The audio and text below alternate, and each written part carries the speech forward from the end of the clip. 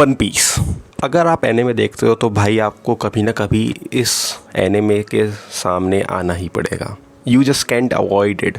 भले ही उसके अंदर 1100 एपिसोड से ज़्यादा हैं, पर आपको ये देखने ही पड़ेंगे। अगर आपने नहीं देखे हैं तो आप अपने आप को एक फुल फ्लैश्ड एनिमे फ़ैन नहीं बोल सकते भाई। आपको वन पीस देखना ही पड़ेगा। You will come across it. और मेरा जो और वन पीस का जो रिश्ता है ना, वो काफ़ी ज़्यादा उतार चढ़ाव वाला रहा है। मैंने ऐसे काफ़ी बार ट्राई करा कि स्टार्ट करेंगे और फिर उसके बाद फिर बीच में ड्रॉप कर दिया, फिर दोबारा से स्टार्ट करा था। So this story goes back to 2021, जब कोरोना था और स्कूल वगैरह सब बंद थे। दैट वॉज द टाइम जब मैं काफ़ी सारे एनिमे देख रहा था। काफ़ी सारे, मतलब मैं माई हीरो एकेडेमिया, स्टाइन्स गेट और नारुतो वगैरह सब देख रहा था मैं उस टाइम पे एक साथ। तो जैसे ही स्टाइन्स गेट खत्म हुआ तो मेरे को फिर वो रिप्लेस करना था, तो मैंने कहा कौन सा एनिमे से करें। So I started watching One Piece and I will be very honest कि स्टार्टिंग का जो वन पीस है उसकी सबसे पहली बात है जो उसे थोड़ा सा कम अपीलिंग बनाती है, सबसे पहले ऑब्वियसली उसकी एनिमेशन, क्योंकि वो 1999 या 1998 में रिलीज़ हुआ था। तो एनिमे जो है उसकी एनिमेशन इतनी ज़्यादा अच्छी नहीं लगती है, but I still watched it कि यार कोई नहीं, क्योंकि एनिमे भी बहुत ज़्यादा बड़ा है। तो मैंने कहा अभी तो थोड़ा सा टाइम भी लेगा और काफ़ी पुराना है, तो एनिमेशन से तो मैं थोड़ा बहुत कॉम्प्रोमाइज़ कर ही सकता हूँ, उसमें कोई दिक्कत की बात है नहीं। अप अराउंड तकरीबन मैंने उसके 30 to 32 एपिसोड्स कुछ देखे। मतलब मैं लॉन्ग टर्म पर नहीं पहुंचा था। उससे पहले का जो एनिमे था मैंने वो देखा और फिर उसके बाद फिर मैंने उसे ड्रॉप कर दिया।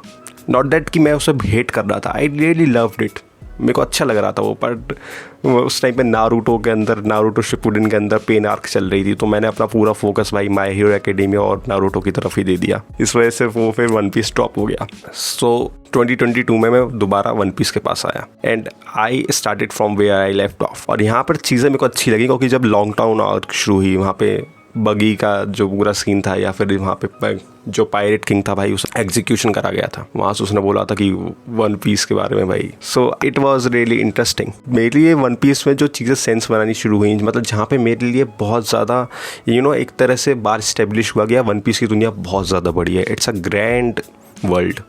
वो था स्काइपी आर्क। आसमान में जाते हैं और वहाँ पे एक आइलैंड होता है और वहाँ पे एनुरू राम का जो उनका जो विलन होता है भाई, it was really over powered भाई। अगर तुम देखो तो वो जिस तरह से बचता है लूफी भाई, वो बच नहीं पाता अगर उसके पास जो पावर है। मैं स्पॉयलर्स देने की कम कोशिश करूंगा। अगर वो वैसी ना होती, जो मतलब स्ट्रेचेबल ना होती, मतलब रबर जैसी ना होती भाई, वो मर जाता भाई। It was like that he was the father of Thor of Marvel.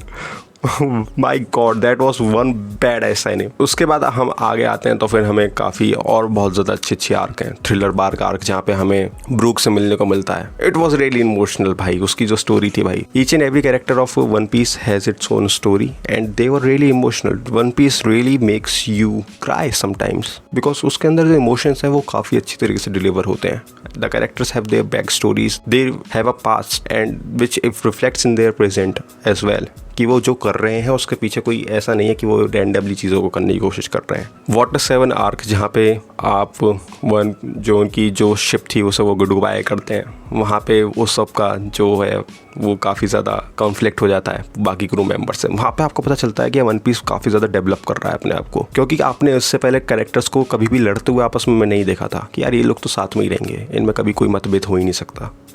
और जब आप उस सबसे तो एक्सपेक्ट करते भी नहीं हो, क्योंकि वो काफ़ी ज़्यादा सिचुएशन से काफ़ी ज़्यादा डरा हुआ रहता है कि वो अपने लिए खुद का स्टैंड लेगा। वो किस तरह मैरी को जाने नहीं देता है अपनी वो जो उनकी शिप जो होती है, वो मेरे को काफ़ी ज़्यादा अच्छा लग रहा था। मैंने कहा यार वाटर 7 से जो चीज़ें थी वो काफ़ी ज़्यादा मेरे को अच्छी लगने लगी थी वन पीस में। और उसके बाद तो फिर जो चीज़ें होती हैं भाई, तो उसके बाद फिर वो रॉबिन को ले जाते हैं, वहाँ पे रॉबिन का पास्ट भी बताया जाता है, विच वॉज अ ट्रेजिडी। और लूफी को तो भाई उसका कोई ऐसा प्लान होता ही नहीं है कि क्या करना है, रॉबिन को बचाना है, चलो डायरेक्ट भाई, कोई प्लान नहीं भाई, डायरेक्ट वर्ल्ड गवर्नमेंट के हेडक्वार्टर्स में जाओ, तबाही मचाओ, रॉबिन को निकालो।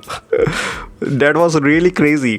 उस टाइम पे देखो मैं अटैक ऑन टाइटन भी चल रहा था थोड़ा सा, मतलब उसके बीच में जो फाइनल सीजन था वो भी चल रहा था, तो मैं देख रहा था उसे भी। और फिर आप शिफ्ट कर जाते हो वन पीस में। यहाँ पे जो एरन है वो बहुत ज़्यादा सीरियस रहता है, वो यहाँ पे वन पीस में जो लूफी है वो काफ़ी ज़्यादा चिल आउट है। सो कभी का कॉन्फ्लिक्ट भी लगता है कि भाई ये मैच्योरिटी क्यों नहीं दिखा रहा है, पर that's the essence of One Piece, that's the thing that makes One Piece different from the other anime. क्योंकि वहाँ का प्रोटैगनिस्ट जो है वो बहुत ज़्यादा चिल आउट करता है भाई वो। ठीक है देख लेंगे क्या हो गया, मेहनत करेंगे हो जाएगा। वहाँ पे इतना ज़्यादा उसमें नहीं रहते, सीरियसनेस नहीं रहती है।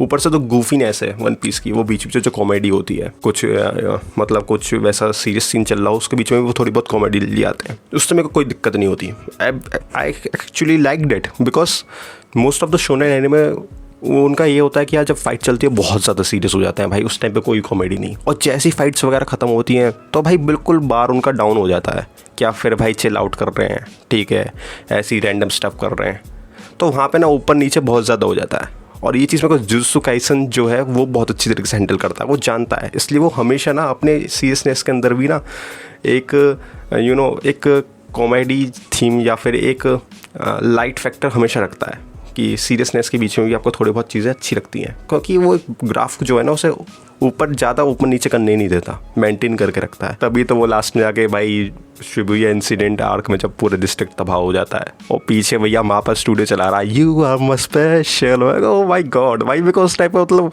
वो पूरा इतना ज़्यादा सीरियस होता है, फ्रेम में को हंसी आ जाती है भाई गाना कौन से चल रहा है भाई, ये ऊपर क्यों चौज बजा रहे हो, इतना ज़्यादा तो भाई ट्रॉमा से जा रहा है बंदा। Let's get back to One Piece. फिर उसके बाद जो चीज़ें होनी शुरू होती हैं, Impel Down arc भाई it was crazy each and every episode of Impel Down was full of adrenaline भाई, क्या फाइट्स हो रही हैं, भागो भागो भागो भागो भाई, इसको बचाओ, इसका है लूफी भाई मरते मरते बचता है, जहाँ पे उसे जॉय बॉय बचाता है, वो भी बनता भाई उसका भी एक जो कैरेक्टर है वो बहुत ज़्यादा अच्छा है। वन पीस के अंदर एक्चुअली हर एक कैरेक्टर जो है ना भाई वो बहुत अच्छा है भाई, बहुत बढ़िया है। उसके बाद आपको मरीन फोर्ड आर्क देखने को मिलती है and you can't miss it, it's the arc where One Piece अपने पीक पर पहुंच जाता है भाई, वो अपने पीक पर एकदम, मतलब हर एक एपिसोड इस आर्क का भाई इतना ज़्यादा तगड़ा था भाई। द वाइट बियर्ड पायरेट जब वो अचानक से आ जाते हैं भाई, आउट ऑफ नोवेयर उनकी शिप्स आ जाती है, मैंने कहा oh my God it's going crazy. Fishman Island was the arc जहाँ पे मेरे को इतना ज़्यादा मतलब मज़ा नहीं आया था, it was just like okay it's fine.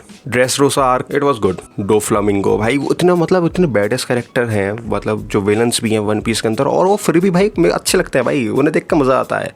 और वो हरामी भी इतने होते हैं कि भाई हद से ज़्यादा हरामी होते हैं, उन्हें कोई मतलब नहीं है भाई अपना, अगर उन्हें कुछ मकसद पूरा करना है तो भाई वो किसी की भी बलि चढ़ा देंगे। They are really some shitty character in, मज़ा बहुत आता है। पर द होल केक आइलैंड, वहाँ पे हमें पता चलता है भाई उस सांजी के बारे में जो पास्ट दिखाया जाता है, and it really flips me off कि भाई इस कैरेक्टर को हम शुरू से फॉलो कर रहे हैं सांजी को, और स्टिल ओडा सेंसे ने भाई इसके बारे में इतनी सारी चीज़ें छुपा के रख रखी हैं। और इसे लेकर तो मेरे को ज़ोरो को लेकर भी लगता है कि भाई ज़ोरो का भी पास्ट ना और ज़्यादा डिस्कवर होना चाहिए।